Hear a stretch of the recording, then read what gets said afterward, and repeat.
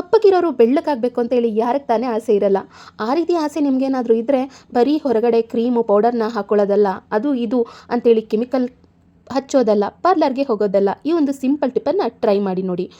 1.5 ಲೋಟ ಆಗೋಷ್ಟು ನೀರನ್ನು ಹಾಕೋಬೇಕಾಗತ್ತೆ. ನಂತರ 1 ಸ್ಪೂನ್ ಸೋಂಪು, ಅರ್ಧ ಸ್ಪೂನ್ ಜೀರಿಗೆ, 1ರಿಂದ 2 ಲವಂಗ, ಅರ್ಧ ಸ್ಪೂನ್ ಆಗೋಷ್ಟು ಗಸಗಸೆ, ಪಪ್ಪಿ ಸೀಡ್ಸ್ ಅಂತೇಳಿ ಕರೀತಾರೆ ಇದನ್ನು. ಗಸಗಸೆಯನ್ನು ಅರ್ಧ ಸ್ಪೂನ್ ಆಗೋಷ್ಟು ಹಾಕ್ಕೊಳ್ಬೇಕಾಗತ್ತೆ. ಇದ್ರ ಜೊತೆಗೆ ಮುಖ್ಯವಾಗಿ ಕೇಸರಿಯ ದಳ ಅನ್ನೋದು 2 ದಳವನ್ನು ಹಾಕ್ಕೊಂಡ್ರೆ ಸಾಕಾಗುತ್ತೆ. ಇದೇನಪ್ಪ ಕೇಸರಿ ಅಂತ ಹೇಳ್ತಾರೆ ಅಂತ ಅಂದ್ಕೊಳ್ತೀರಾ? ಹೌದು, ಒಳ್ಳೆ ಕಂಪನಿ, ಒಳ್ಳೆ ಬ್ರ್ಯಾಂಡ್ ಇರೋವಂಥ ಕೇಸರಿನ ತೊಗೊಳ್ಳಿ. ಇದರಿಂದ ನಿಮಗೆ ರಿಸಲ್ಟ್ ಕೂಡ ಚೆನ್ನಾಗಿ ಬರುತ್ತೆ.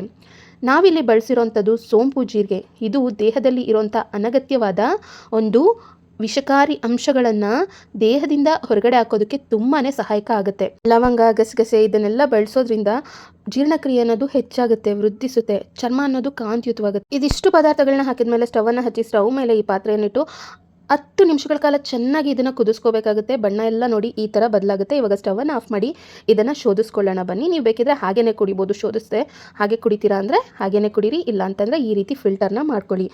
ಬೆಳಗ್ಗೆ ಖಾಲಿ ಹೊಟ್ಟೆನಲ್ಲಿ, ಇಲ್ಲ ಅಂತಂದರೆ ಸಂಜೆ ಟೈಮಲ್ಲಿ, ಅಂದರೆ ಊಟ ತಿಂದು 2 ಗಂಟೆ ಆಗಿರಬೇಕು, ಅಂತರ ಅನ್ನೋದಿರಬೇಕು. ಆ ಒಂದು ಸಮಯದಲ್ಲಿ ನೀವು ಈ ಒಂದು ಡ್ರಿಂಕನ್ನು ಮಾಡಿಕೊಂಡು ಕುಡಿಯೋದ್ರಿಂದ ಸಖತ್ ಒಳ್ಳೆ ರಿಸಲ್ಟ್ ಬರುತ್ತೆ. 1 ವಾರ ನೀವು ಇದನ್ನು ಮಾಡಿ ಕುಡಿದು ನೋಡಿ, ನಿಮ್ಮ ಸ್ಕಿನ್ ಅನ್ನೋದು ಎಷ್ಟು ಬ್ರೈಟ್ ಮತ್ತು ಶೈನಿ ಆಗುತ್ತೆ ಅಂದರೆ ನೀವೇ ಶಾಕ್ ಆಗ್ತೀರಾ.